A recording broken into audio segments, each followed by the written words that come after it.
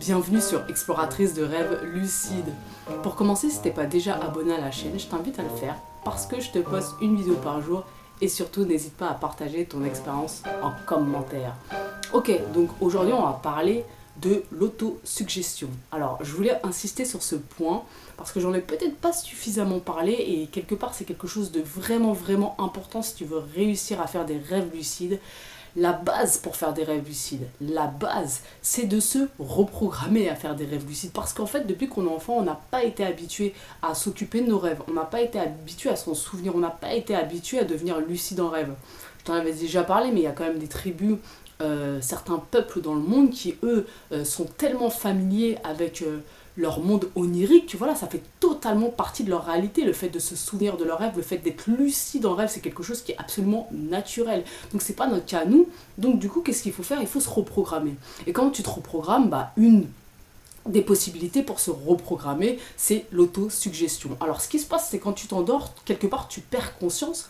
Au moment où ton conscient s'éteint, tu laisse toute la place au subconscient. Là, il y a une porte ouverte vers le subconscient. C'est le moment quelque part qui est, voilà, entre la veille et le sommeil, tu as un passage comme ça. Et c'est vraiment la porte vers le subconscient. Vers le subconscient, il y a quoi? Il y a toutes tes croyances. Donc, qu'est-ce qui se passe? Si, avant de te coucher, tu te répètes en boucle une phrase, par exemple, je prends conscience que je rêve ou je suis en train de rêver, quelque chose comme ça, une phrase courte, celle qui te convient le mieux, et tu te répètes en boucle, je suis en train de rêver, je prends conscience que je rêve, je prends conscience que je rêve. Et tu te répètes ça en boucle au moment où tu es en train de sombrer et de t'endormir, qu'est-ce que tu fais? Tu es en train de faire passer un message à ton inconscient que pour toi, c'est important de prendre conscience que tu es en train de rêver.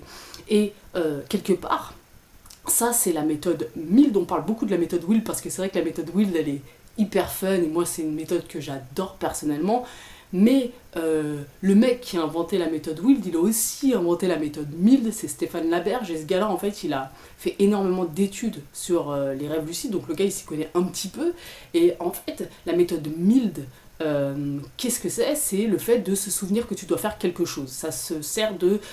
ça fait appel à la mémoire prospective, en fait, la mémoire du futur. C'est par exemple le fait de, quand tu passes devant la poste, d'un coup tu vas dire « Ah oui, c'est vrai, je dois acheter des timbres ». C'est exactement la même chose avec le rêve lucide. Le but, c'est que quand tu es à l'intérieur du rêve, qu'un élément te fasse prendre conscience que « Ah oui, c'est vrai, je dois me souvenir que je suis en train de rêver ». Donc c'est exactement la même chose. Et en fait, Stéphane Laberge, avec sa méthode Mild, il dit, avant de te coucher, répète-toi en boucle une phrase, je prends conscience que je rêve, par exemple, et tu te la répètes en boucle, tu te la répètes en boucle. Et le but, c'est vraiment de se reprogrammer, d'induire un rêve lucide à partir de ce petit mantra que tu vas te répéter avant de te coucher. Et ça, on n'en parle pas suffisamment, mais en fait, c'est super important. C'est quelque part, c'est presque la base. Maintenant, pour moi, la méthode Mild toute seule, elle n'a pas grand intérêt, bien que clairement, c'est pas facile de dire ah ouais, à part quand t'as fait un will, mais de dire ah oui, là j'ai tilté que j'étais en train de rêver, de dire ah oui, c'est grâce à ça ou grâce à ça, c'est pas forcément évident. Donc c'est pour ça que moi, ce que je te conseille, c'est de coupler plusieurs méthodes, et c'est que vraiment au moment où tu te couches, c'est d'utiliser cette méthode Mild, c'est une méthode d'autosuggestion, vraiment d'utiliser ça, et après, plus tard dans la nuit, si tu fais une interruption de sommeil, d'utiliser la méthode Wild ou Sealed, ou en fait là où file la méthode qui te convient le mieux.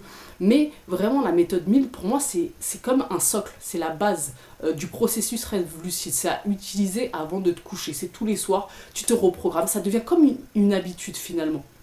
Et à force de faire ça, tu vas vraiment faire passer le message à ton inconscient que c'est important pour toi de tilter que tu es en train de rêver, que là tu es en train de rêver, que là il y a une bizarrerie, faut que tu prennes conscience que tu es en train de rêver. À force de le faire, ça va devenir comme une habitude et ça va finir vraiment par s'incorporer dans tes rêves. Donc pour moi, ça c'est vraiment la base des bases, l'autosuggestion. Ne sous-estime pas la force et la puissance de l'autosuggestion. C'est un truc qui est tout simple, ça prend, enfin je veux dire, ça prend 5 minutes, au moment où tu sens que tu es en train de t'endormir, tu te répètes ça.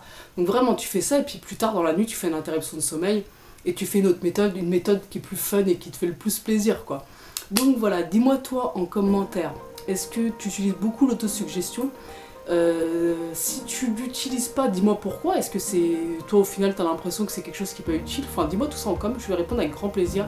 Et on se retrouve demain pour une nouvelle vidéo. Ciao!